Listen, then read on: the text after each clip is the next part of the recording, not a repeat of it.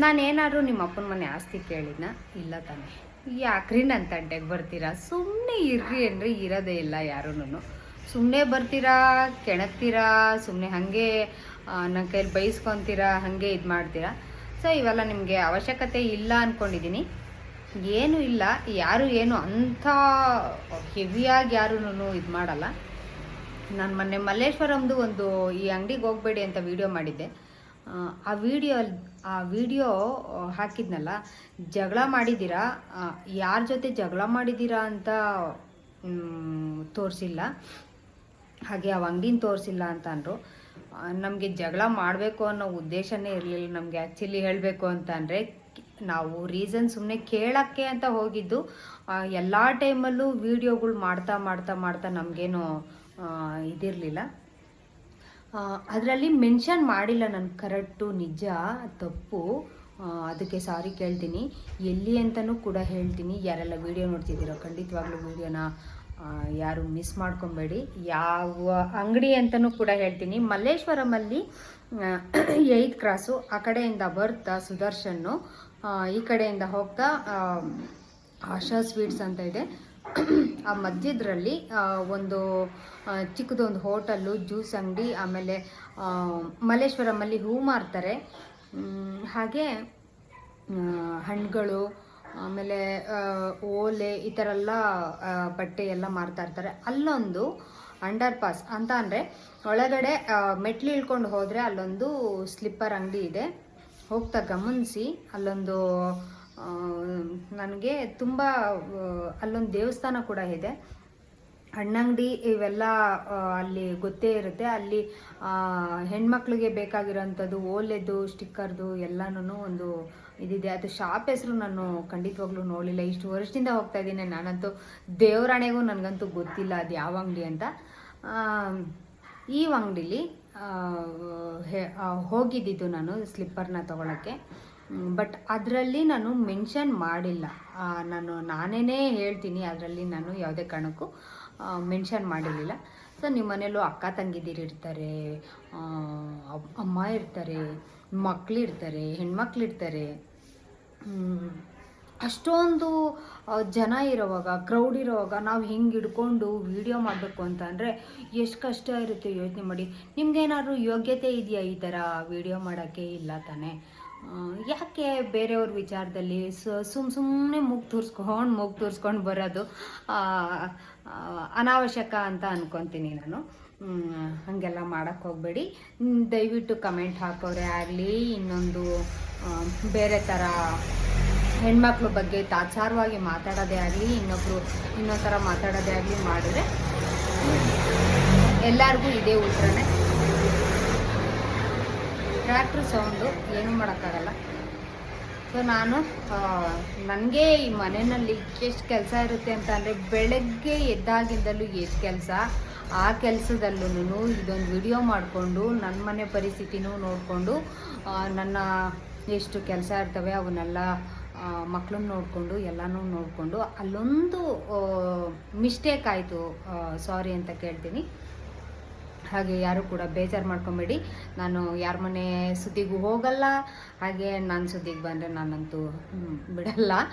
ಹೀಗೆ ಒಬ್ಬರು ಯಾರೋ ಆಗ ತಾನೇ ಅಕೌಂಟ್ನ ಕ್ರಿಯೇಟ್ ಮಾಡಿಕೊಂಡು, ಬೈಬೇಕು ಅಂತಲೇ ಅಕೌಂಟ್ನ ಕ್ರಿಯೇಟ್ ಮಾಡಿಕೊಂಡು ನನಗೆ ವಿಡಿಯೋದಲ್ಲಿ ಯಾವುದೋ ವಿಡಿಯೋದಲ್ಲಿ ಕಮೆಂಟ್ನ ಹಾಕಿದ್ರು.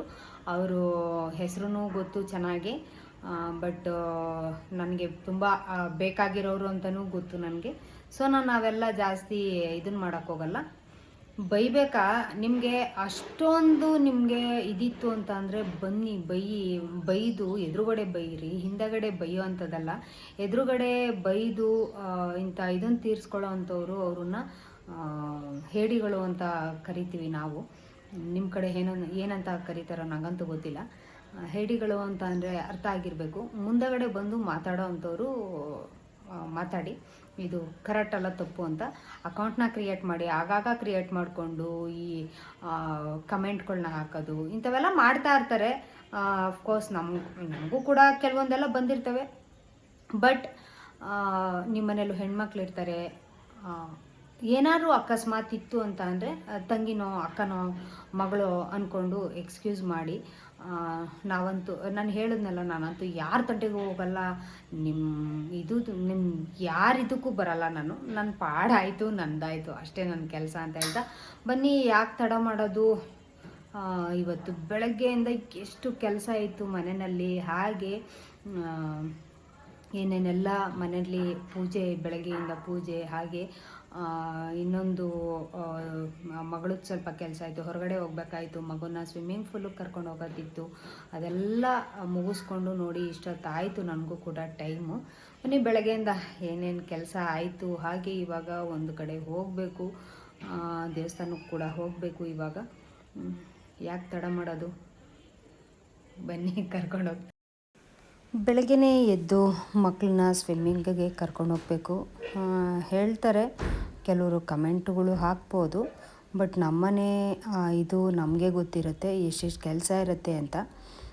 ಸುಮ್ಮನೆ ಕಮೆಂಟ್ಗಳನ್ನ ಹಾಕೋದಲ್ಲ, ನೋಡಿಕೊಂಡು ಕಮೆಂಟ್ಗಳನ್ನ ಹಾಕೋರು ಖಂಡಿತವಾಗ್ಲೂ ನೋಡ್ಕೊಂಡು ಹಾಕಿ ಅಂತ ಹೇಳ್ತಾ, ಸ್ವಿಮ್ಮಿಂಗಿಂದ ಬಂದ ತಕ್ಷಣ ಮನೇಲಿ ಎಲ್ಲ ಕೆಲಸನೂ ಮುಗಿಸ್ಬಿಟ್ಟು ಬೇಗ ಬೇಗ ಎದ್ದು ಎಲ್ಲ ಮುಗಿಸಿ ಅವ್ರನ್ನ ಅಲ್ಲಿಗೆ ಕರ್ಕೊಂಡೋಗಿ ಬಂದು ಮತ್ತೆ ಶುಕ್ರವಾರದ ಪೂಜೆ ಮಾಡಬೇಕಿತ್ತು. ಹಾಗಾಗಿ ಶುಕ್ರವಾರದ ಪೂಜೆ ಕೂಡ ಮುಗಿಸ್ಕೊಂಡಿದ್ದಾಯಿತು.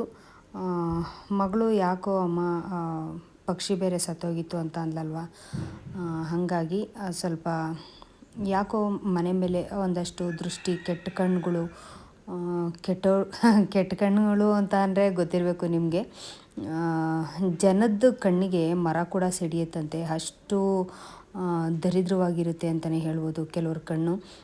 ಗಂಡ ಹೆಂಡತಿ ಚೆನ್ನಾಗಿದ್ರೂ ಕೂಡ ಕೆಲವ್ರು ಸಹಿಸ್ಕೊಳ್ಳಲ್ಲ, ಮಕ್ಕಳು ಅಮ್ಮ ಚೆನ್ನಾಗಿದ್ರೂ ಕೂಡ ಕೆಲವ್ರು ಸಹಿಸ್ಕೊಳ್ಳಲ್ಲ.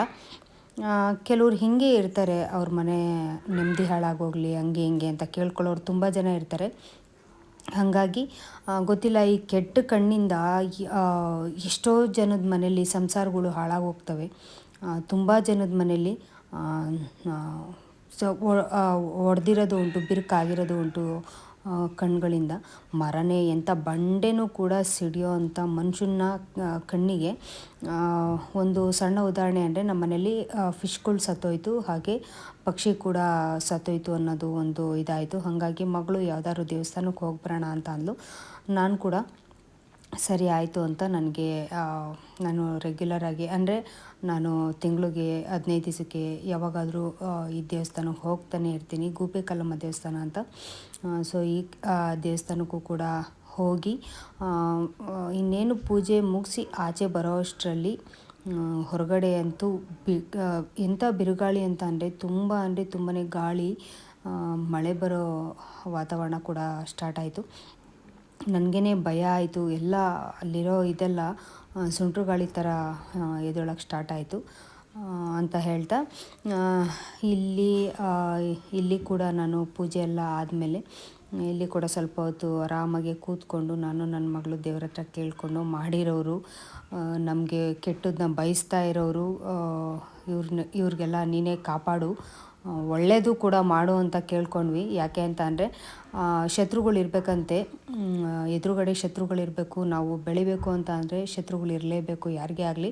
ಶತ್ರುಗಳು ಹಾಗಾಗಲಿ ಹಿಂಗಾಗಲಿ ಅಂತ ಯಾರು ಕೂಡ ಶಾಪ ಹಾಕ್ಕೊಳ್ಳೋಕೆ ಹೋಗಬೇಡಿ, ಅವರಿದ್ರೇ ನಾವು ಕೂಡ ಬೆಳೆಯೋದಕ್ಕಾಗೋದು ಅಂತ ಹೇಳ್ತಾ, ಸೊ ಅಲ್ಲಿಂದ ಮುಗಿಸ್ಕೊಂಡು ನಾನು ಕೂಡ ಮನೆ ಕಡೆ ಬರಬೇಕಾಯಿತು. ನೋಡಿದ್ರಲ್ಲಿ ಎಷ್ಟು ಕೆಲಸ ಇರುತ್ತೆ ಅಂತ. ಖಂಡಿತವಾಗ್ಲೂ ನಿಮಗೆ ಈ ವಿಡಿಯೋ ಇಷ್ಟ ಆಗುತ್ತೆ ಅಂತ ಅಂದ್ಕೊಂಡಿದ್ದೀನಿ. ಇಷ್ಟ ಆದರೆ ಲೈಕ್ ಮಾಡಿ, ಶೇರ್ ಮಾಡಿ, ನೋಡಿಕೊಂಡು ಕಮೆಂಟ್ನ ಮಾಡಿ. ಯಾವುದೋ ಒಂದು ವಿಚಾರಕ್ಕೋಸ್ಕರ ಬ್ಯಾಡ್ ಕಮೆಂಟ್ಗಳನ್ನ ಹಾಕಬೇಡಿ ಅಂತ ಹೇಳ್ತಾ, ಮುಂದಿನ ವಿಡಿಯೋದೊಂದಿಗೆ